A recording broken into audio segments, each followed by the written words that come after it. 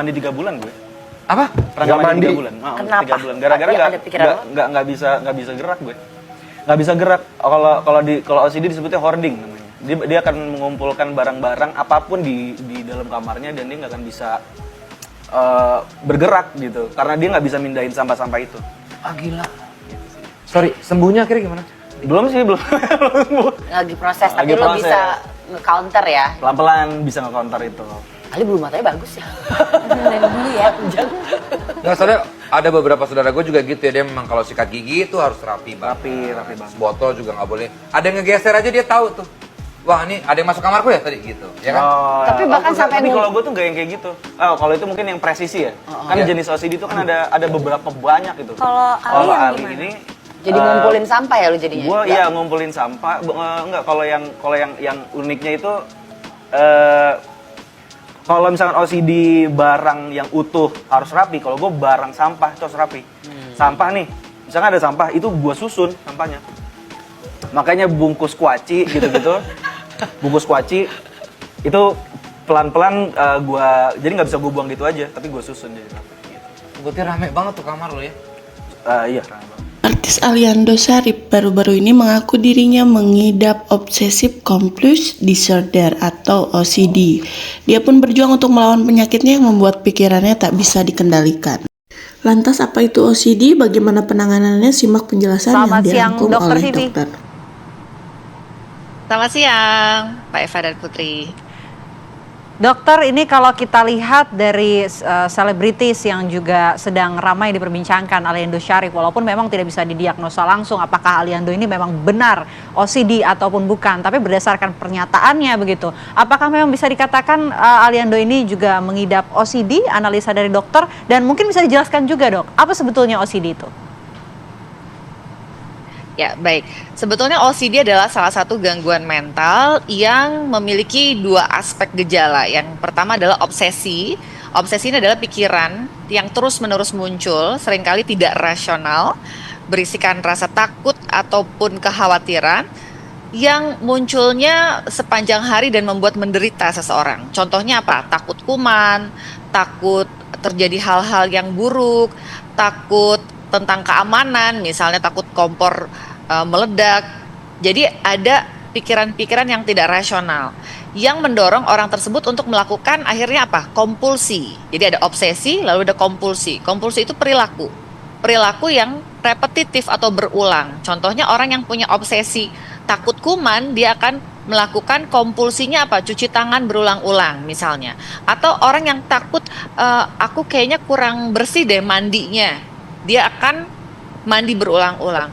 Atau yang punya rasa takut terjadi kemalingan, dia akan cek pintu berulang-ulang. Sudah pergi berkilo-kilometer, bisa balik lagi ke rumah hanya untuk ngecek pintu karena merasa kayaknya jangan-jangan belum kunci pintu.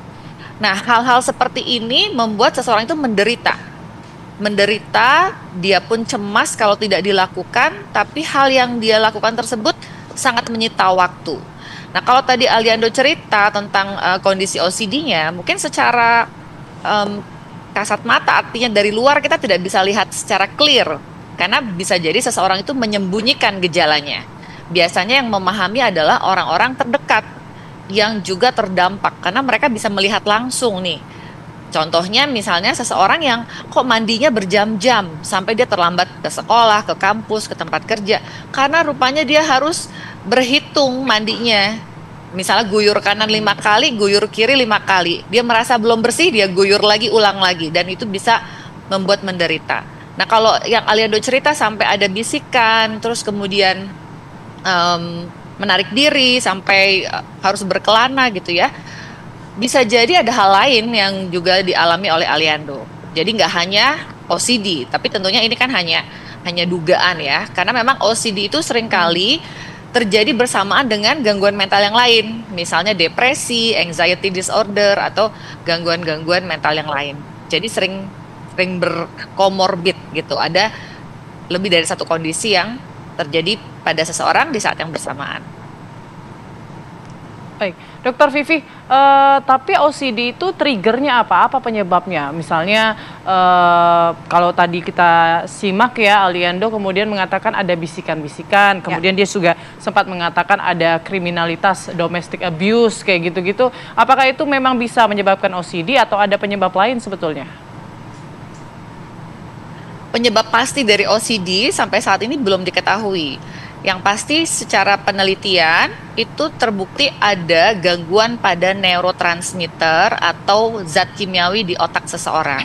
Artinya pada seseorang yang mengalami OCD ada gangguan pada zat kimiawi serotonin, dopamin, itu semuanya ada di dalam otak kita ya. Jadi intinya ada brain abnormality, ada ketidakseimbangan di otak. Nah, kenapa seseorang itu bisa jadi nggak seimbang nih serotoninnya, dopaminnya? Itu yang masih belum diketahui secara pasti. Namun ada trigger, ada pencetus, antara lain apa saja? Stres misalnya, ya. Stres itu banyak sekali masalah kehidupan yang bisa membuat seseorang stres, termasuk juga trauma atau abuse, kekerasan, ya. Jadi penyebabnya bukan abuse-nya, bukan kriminalnya, manipulasinya, bukan relasinya gitu ya, tapi itu menjadi pencetus gejalanya. Jadi OCD-nya gangguannya sudah ada karena ada gangguan pada neurokimiawi di otak, tapi dia akan menjadi lebih berat gejalanya saat menghadapi stres. Nanti reda, ada kalanya dia akan muncul lagi nih gejala OCD-nya ketika menghadapi stresor kehidupan yang lain. Seperti itu kalau OCD. Jadi dia memang kronik ya, artinya jangka panjang. Oke, lantas untuk mengetahui dokter kalau OCD ini nampaknya juga segera harus ditangani atau melewati batas normal begitu. Kalau misalnya kan di awal OCD ini bisa saja orang mencuci tangan, itu kan hal yang positif, hal yang baik begitu. Batasannya ini sampai mana untuk mengetahui bahwa OCD ini nampaknya sudah mengganggu begitu? Kalau menurut panduan diagnosis, kriteria diagnosis, mengganggunya, baik itu si pikiran maupun tindakan berulangnya itu sudah melebihi dari 1 jam dalam 1 hari. Artinya, ketika kita sampai harus mencuci tangan berulang-ulang lebih dari 1 jam, itu sudah harus konsultasi ke psikiater. Atau kita sampai bolak-balik ngecek colokan gitu misalnya ya, colokan listrik. Atau kita bolak-balik ngecek kompor, habis waktunya lebih dari 1 jam, itu sudah harus konsultasi. 1 jam itu dalam 1 hari ya, seperti itu. Karena berarti kan banyak sekali waktu yang dihabiskan hanya untuk memenuhi perasaan yang cemas itu dengan melakukan tindakan yang melegakan dia gitu ya, melegakan untuk sementara sebetulnya. Baik, Dokter Vivi, tapi orang yang mengidap OCD, dia sadar nggak sih kalau dia OCD? Karena kan kadang-kadang kita nggak tahu ya, maksudnya kita membayangkan 1 jam, masa iya sih ada orang nungguin kompor sampai 1 jam kalau kita yang misalnya normal. Tapi orang OCD sadar nggak bahwa dia membuang waktunya begitu? Kadang-kadang mereka kesadaran terhadap dirinya itu bisa jadi fluktuatif. Ada kalanya dia merasa sangat menderita, dia sadar kenapa sih kayaknya mestinya aku tidak seperti ini. Tapi akan ada kalanya dia denial, menyangkal. Kayaknya ini masih wajar dan normal aja sih, nggak apa-apa. Aku nggak apa-apa kayak begini gitu. I can handle this. Ini nggak ganggu hidup aku. Tapi orang sekitar pasti melihat dan sangat terganggu. Biasanya keluarga juga terganggu ya dengan perilaku seseorang yang mengalami OCD. Jadi memang kesadarannya fluktuatif, berubah-ubah. Oke. Kalau untuk penanganan ataupun pengobatan untuk orang yang menderita OCD ini, apa yang bisa dilakukan dokter? Untuk terapi sebetulnya ada pendekatan terapi yang kita sebut namanya psikoterapi. Psikoterapi ini adalah terapi berbincang-bincang dengan profesional, dengan psikolog atau psikiater yang menggunakan teknik kita sebut cognitive behavioral therapy. Jadi ini terapi mengubah kognitifnya, pola berpikir dan juga perilaku. Salah satu teknik yang paling sering digunakan untuk OCD adalah namanya exposure and response prevention. Jadi memang ada jenis terapinya khusus ya. Nah, selain psikoterapi, ada juga terapi menggunakan obat. Karena kita tahu OCD ini ada kaitannya sama neurokimiawi di otak yang tidak seimbang. Jadi Kalau ke psikiater biasanya akan diberikan obat-obat untuk bisa menyeimbangkan kadar serotonin dan dopamin di otaknya.